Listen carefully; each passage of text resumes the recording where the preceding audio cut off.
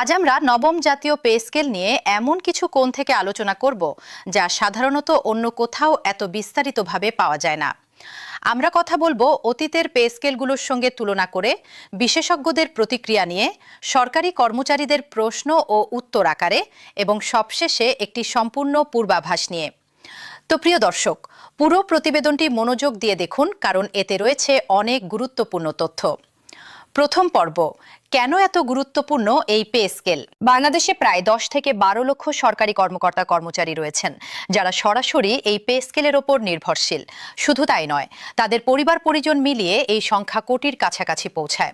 অর্থাৎ একটি pay scale ঘোষণা মানে শুধু কিছু সংখ্যার পরিবর্তন নয়, বরং কোটি মানুষের পারিবারিক বাজেট, সন্তানের শিক্ষা ব্যয়, চিকিৎসা ব্যয়, এমনকি দৈনন্দিন বাজার খরচের ওপর সরাসরি প্রভাব ফেলে এমন একটি সিদ্ধান্ত। তাই এই পে স্কেল নিয়ে এত ব্যাপক আগ্রহ এবং উদ্বেগ থাকাটা একেবারেই স্বাভাবিক।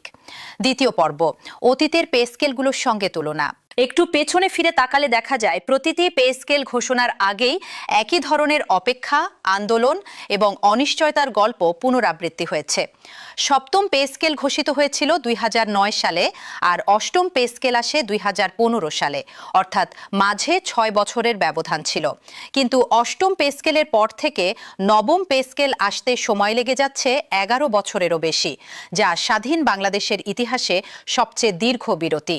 এই দীর্ঘ বিরতি কর্মচারীদের মধ্যে যে হতাশা তৈরি করেছে তা বোঝা যায় বিভিন্ন কর্মসূচি এবং আন্দোলনের তীব্রতা দেখে। অষ্টম পে স্কেলের সময় গড়ে প্রায় 90 থেকে 100% বেতন বৃদ্ধি করা হয়েছিল, যাকে তখন ঐতিহাসিক বলা হয়েছিল।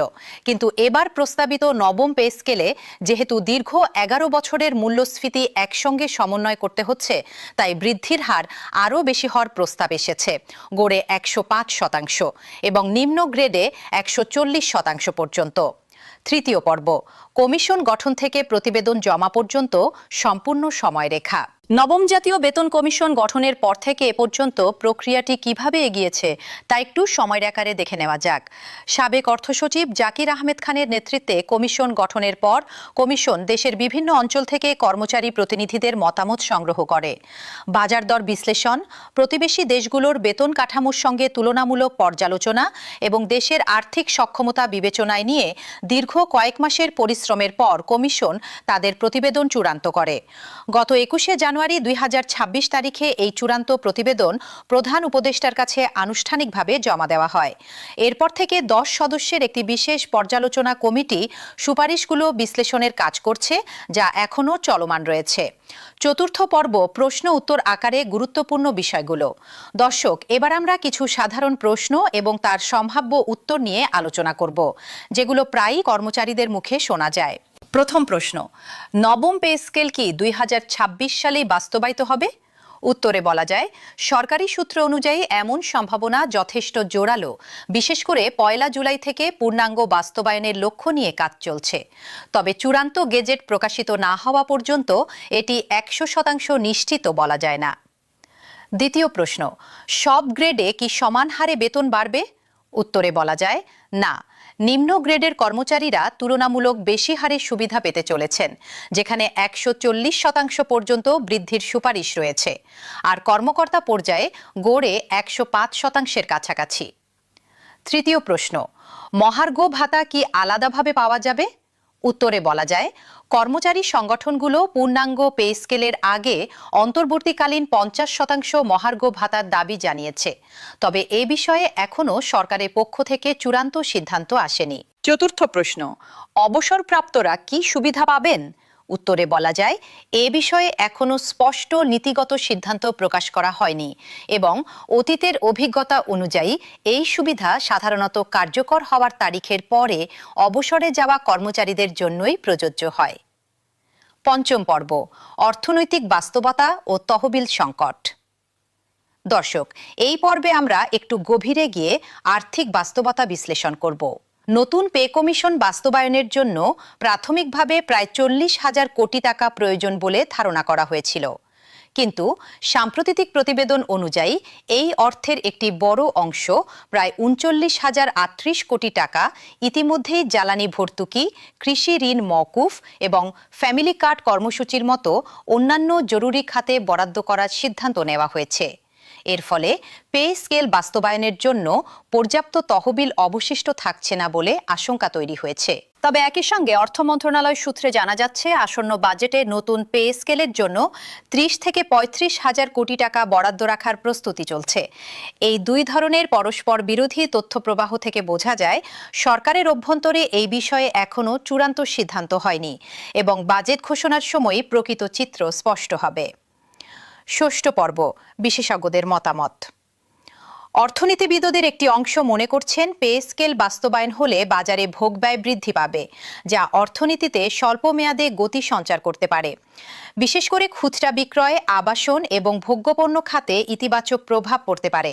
তবে আরেকটি অংশ আশঙ্কা প্রকাশ করছেন যে একসঙ্গে এত বিপুল পরিমাণ অর্থ বাজারে প্রবেশ করলে মূল্যস্ফীতির ওপর বাড়তি চাপ তৈরি হতে পারে। তাই তারা পরামর্শ দিচ্ছেন, সরকার যেন ধাপে ধাপে এবং সতর্কতার সঙ্গে এই কাঠামোগত পরিবর্তন বাস্তবায়ন করে, যাতে অর্থনীতিতে কোনো ধরনের ধাক্কা না লাগে। সপ্তম পর্ব, কর্মচারী সংগঠনগুলোর অবস্থান।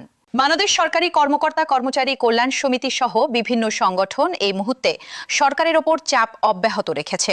তাদের মূল বার্তা হলো, দীর্ঘ 11 বছরের অপেক্ষা আর দীর্ঘায়িত করা উচিত নয়। এপ্রিল মাসের 6 দিনের কর্মসূচির পর থেকে তারা সরকারের প্রতিশ্রুতির বাস্তবায়ন নিবিড়ভাবে পর্যবেক্ষণ করছে।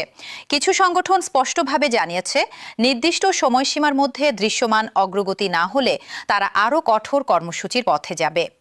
অষ্টম পর্ব, সম্পর্কিত প্রশাসনিক সংস্কার। পে স্কেলের পাশাপাশি আরও কিছু সাংগঠনিক পরিবর্তনের প্রক্রিয়া সমান্তরালভাবে চলছে। সরকারি চাকরিতে স্বাতলিপিকার এবং সমমানের পদ একীভূতকরণের একটি প্রক্রিয়া চলমান রয়েছে। পাশাপাশি ব্যাংকের ব্যবস্থাপনা পরিচালকদের বেতন নিয়েও আলাদা একটি বিতর্ক চলছে, যেখানে সরকারি খাতে মেধাবী জনবল ধরে রাখতে যৌক্তিক বেতন কাঠামোর প্রয়োজনীয়তার কথা বলা হচ্ছে।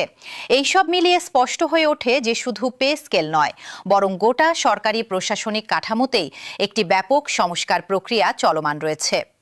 নবম পর্ব, গেজেট প্রকাশ এবং কর্মচারীদের করণীয়। সরকার যখনই চূড়ান্তভাবে পে স্কেল অনুমোদন করবে, তখন জনপ্রশাসন মন্ত্রণালয় এবং অর্থ মন্ত্রণালয়ের অফিসিয়াল ওয়েবসাইটে গেজেট পিডিএফ আকারে প্রকাশিত হবে। কর্মচারীদের প্রতি পরামর্শ থাকবে, নিয়মিত এই অফিসিয়াল ওয়েবসাইটগুলো পর্যবেক্ষণ করা এবং কোনো অনির্ভরযোগ্য উৎস থেকে ছড়ানো গুজবে বিভ্রান্ত না হওয়া। বিশেষ করে সামাজিক যোগাযোগ মাধ্যমে অনেক সময় ভুয়া গ্যাজেট ছবি বা পিডিএফ ছড়িয়ে পড়ে, যা থেকে সতর্ক থাকা অত্যন্ত জরুরি। দশম পর্ব, সম্ভাব্য পূর্বাভাস। দর্শক, সবকিছু বিশ্লেষণ করে যদি একটি সামগ্রিক পূর্বাভাস দিতে হয়, তাহলে বলা যায় নবম পে স্কেল বাস্তবায়নের প্রক্রিয়া এখন একেবারে চূড়ান্ত পর্যায়ের কাছাকাছি পৌঁছেছে। সরকার 1 জুলাই 2026 থেকে পূর্ণাঙ্গ বাস্তবায়নের লক্ষ্য নিয়ে এগোচ্ছে এবং সম্ভবত 2 ধাপে এই প্রক্রিয়া সম্পন্ন হতে পারে। তবে তহবিল সংকট সংক্রান্ত উদ্বেগ এখনও সম্পূর্ণভাবে দূর হয়নি এবং চূড়ান্ত বাজেট ঘোষণার পরই প্রকৃত চিত্র স্পষ্ট হবে। তাহলে সব মিলিয়ে বলা যায়, এই মুহূর্তে কর্মচারীদের জন্য সবচেয়ে ভালো পরামর্শ হলো ধৈর্য ধরে অপেক্ষা করা এবং শুধুমাত্র সরকারি অফিসিয়াল ঘোষণার উপর আস্থা রাখা। আমরা আমাদের পক্ষ থেকে প্রতিটি গুরুত্বপূর্ণ আপডেট আপনাদের সামনে সবার আগে নিয়ে আসার চেষ্টা চালিয়ে যাব। আজকের প্রতিবেদন এখানে